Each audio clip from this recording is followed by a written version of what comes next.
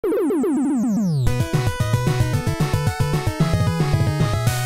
and welcome to the Amazing Nerdiverse. I'm Jeff Grantz. It's a little late, but I finally saw Thor Ragnarok, so I wanted to talk about it. Steven could not come to the screening with me. He was busy, he had to work. If you want to hear why I didn't get to go to the early press screening, all that stuff, you can listen to the latest episode of the Amazing Nerdiverse, episode 56, hear that whole sordid tale.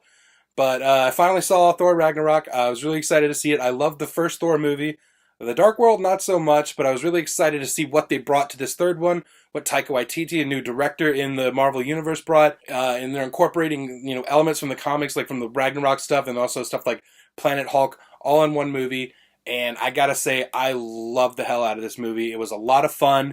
Yes, fun. I don't know why fun all of a sudden became a bad word.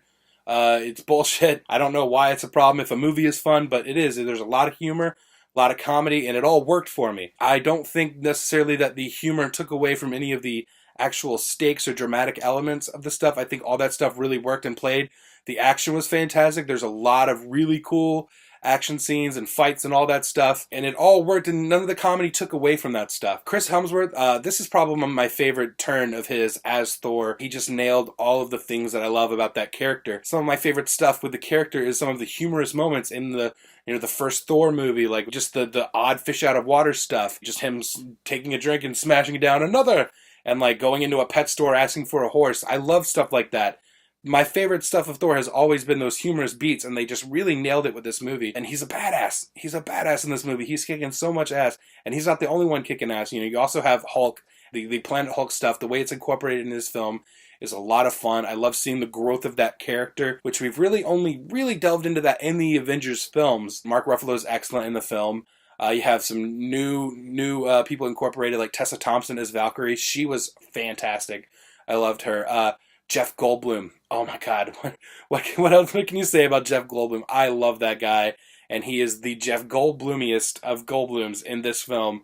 He is fantastic, and he fits so well in the world that Taika Waititi created. Speaking of Taika Waititi, he voiced a new character named Korg, who is probably one of my favorite characters in the movie. Just funny, his New Zealand accent is very much that Flight of the Conchords like kind of style of humor, which he directed several episodes of. Just hearing that voice come out of this big rock creature that like I read in the Planet Hulk comic, it was a lot of fun. You also have like a character like Meek was also in Planet Hulk. Both of those, I like the way they were incorporated into this story, because it's not dead on Planet Hulk. There's a lot of elements from the Planet Hulk stuff that's not in there, but they brought the stuff that I really liked, the Gladiator stuff, and the Grandmaster is running things in this, like kind of like the Contest of Champions from the comics, and then bringing Korg and all that stuff, and incorporating Valkyrie in there, and obviously incorporating Thor. Also, other people in Thor's, you have Odin, Anthony Hopkins is back, Loki, his character is always interesting to watch. You always got to keep your eye on him, because you don't know which way he's going to go, and I really like the furthering of that character and his story in this film. I liked what they did with him. Karl Urban was great in this movie as Scourge. I really liked him. He was a fun addition. I didn't know much about him going into the film. He's only very briefly glimpsed in any of the trailers or anything, but his character was cool. Always good to see Idris Elba back as Heimdall.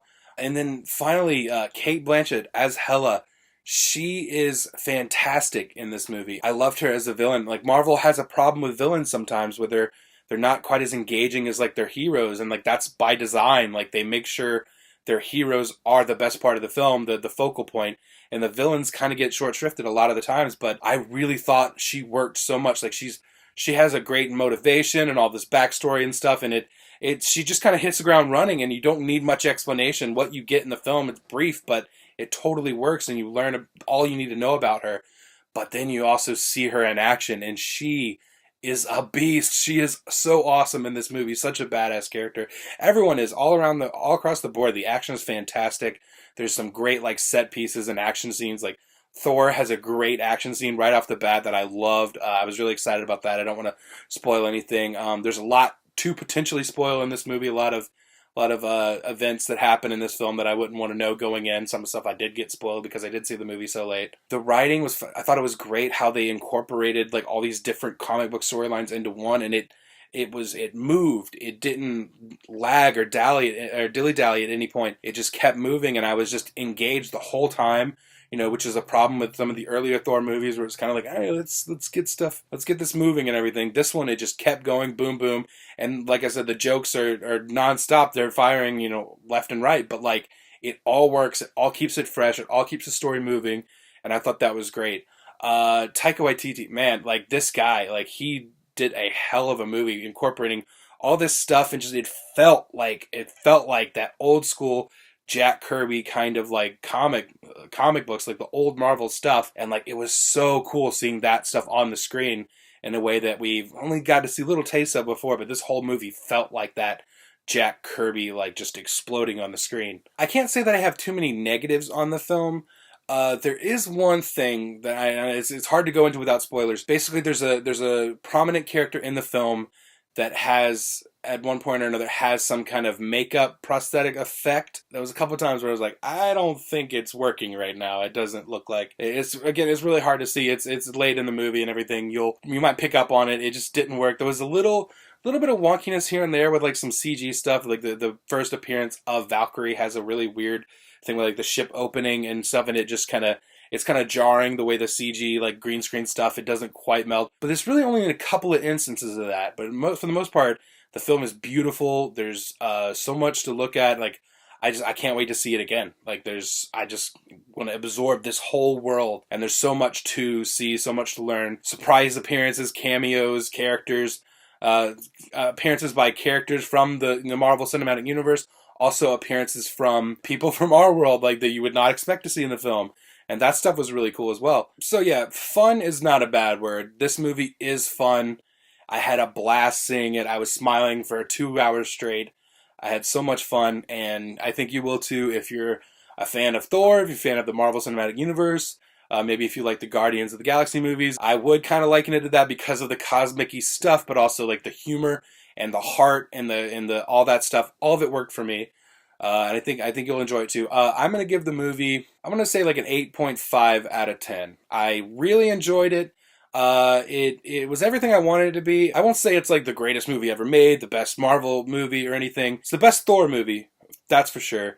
I enjoyed the hell out of that. It's probably my favorite stuff with the Hulk. I will watch the hell out of this movie over and over again. I have so much fun. Alright, that's all my thoughts on Thor Ragnarok at the moment. We'll probably do like a spoiler review once Steven has seen it on the podcast. So check that out on our channel. If you like this review, please like this video and subscribe to our channel. And leave a comment. Let us know what you like, what you didn't like. And do us a favor, subscribe to The Amazing Nerdiverse on iTunes and leave us a review. That's the most important thing you can do to help people find this show. Follow us online, facebook.com/TheAmazingNerdiverse.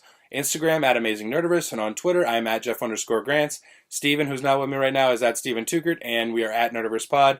And go to TheAmazingNerdiverse.com for all that and very little more. And until next time, I'm Jeff Grantz, and for Steven Tukert, hit 'em.